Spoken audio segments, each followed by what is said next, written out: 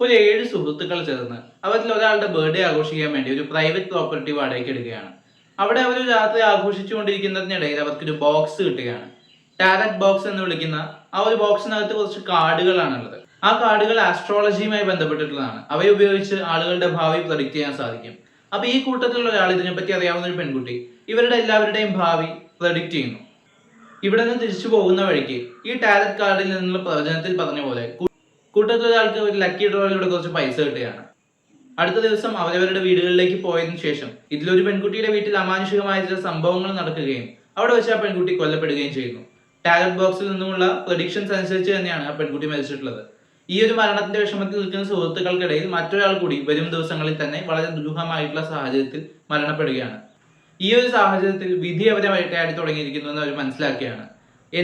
ആരാണ് അവരുടെ പിന്നാലെയുള്ളത്, ആരാണ് അവർ കൊല്ലാൻ ശ്രമിക്കുന്നത് എന്നുള്ളൊരു അന്വേഷണവുമായിട്ട് അവർ മുമ്പോട്ട് പോകുന്നതും പിന്നീട് അവർക്ക് എന്ത് സംഭവിച്ചു, അവരെ ആരെങ്കിലും അതിജീവിച്ചോ എന്നുള്ളതൊക്കെ സംസാരിക്കുന്ന സിനിമയാണ് സൂപ്പർ നാച്ചുറൽ ഹൊറർ മിസ്റ്ററി ജോണറിൽ 2024 പുറത്തിറങ്ങിയിട്ടുള്ള ഇംഗ്ലീഷ് സിനിമയായിട്ടുള്ള ടാരറ്റ്.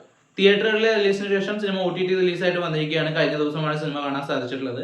ആദ്യ അവസാനം വലിയ ബോധടിയൊന്നും ഇല്ലാതെ കണ്ടിരിക്കാവുന്ന വ്യത്യസ്തമായിട്ടൊരു പ്ലോട്ടുള്ള ഒരു ഹൊറർ സിനിമയായിട്ടാണ് തോന്നിയത്. എന്നാൽ ഒരുപാട് കണ്ടിട്ടുള്ള എത്രയോ ഹൊറർ ഇംഗ്ലീഷ് സിനിമകളുടെ ടെംപ്ലേറ്റിനുള്ളിൽ തന്നെയാണ് ഈ സിനിമ നിൽക്കുന്നത്.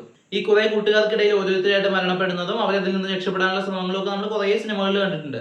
ഇതിലൊരു ചെറിയ കോമഡിയും കൂടി അവരതിൽ ഉൾപ്പെടുത്തിയിട്ടുണ്ട്. അതൊരു ഡാർക്ക് ഹ്യൂമർ ആയിട്ട് പലയിടങ്ങളിലും നമുക്ക് കാണാം. എന്നാൽ അതൊരു ഫ്ലോയിൽ ചിലയിടത്തൊക്കെ കല്ലുകടിയാവുന്നതായിട്ടും തോന്നിയിട്ടുണ്ട്.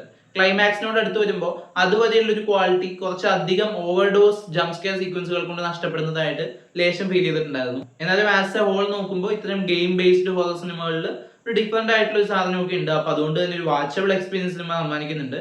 വലിയ എക്സ്പെക്ടേഷൻ ഒന്നും വെക്കാതെ കാണുകയാണെങ്കിൽ ഒരു കുറെ ജംപ് സ്കെയർസ് ഒക്കെ ഉള്ള ഒരു ക്ലീഷേ ഹൊറർ സിനിമയായിട്ട് ഒരു ഡീസന്റ് എക്സ്പീരിയൻസ് ടാരറ്റ് സമ്മാനിക്കുമെന്നാണ് എനിക്ക് തോന്നുന്നത്. മേക്കിങ്ങിലും വിഷ്വൽ എഫക്ട്സിലും ഒക്കെ സിനിമ ക്വാളിറ്റി പുലർത്തുന്നുണ്ടെങ്കിലും കുറച്ച് പിന്നോട്ടായിട്ട് തോന്നിയത് അഭിനേതാക്കളുടെ പ്രകടനത്തിലാണ്. പ്രധാന കഥാപാത്രങ്ങളായി എത്തിയിട്ടുള്ള ഗ്രൂപ്പ് ഓഫ് ഫ്രണ്ട്സിന്റെ പെർഫോമൻസ് പലപ്പോഴും വളരെ ഇമച്യൂർഡ് ആൻഡ് വളരെ സില്ലി ആയിട്ട് കാര്യങ്ങൾ എടുത്ത് കാണുന്ന പോലെയാണ് തോന്നിയിട്ടുള്ളത്.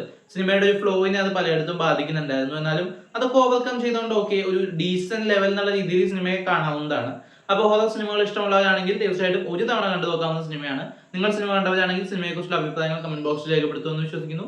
ഈ വീഡിയോ നിങ്ങൾക്ക് ഇഷ്ടപ്പെട്ടെങ്കിൽ ചാനൽ സബ്സ്ക്രൈബ് ചെയ്യുക, വീഡിയോ ലൈക്ക് ചെയ്യുക, സപ്പോർട്ട് ചെയ്യുക. നമുക്കിനി മറ്റൊരു വീഡിയോയുടെ വീണ്ടും കാണാം.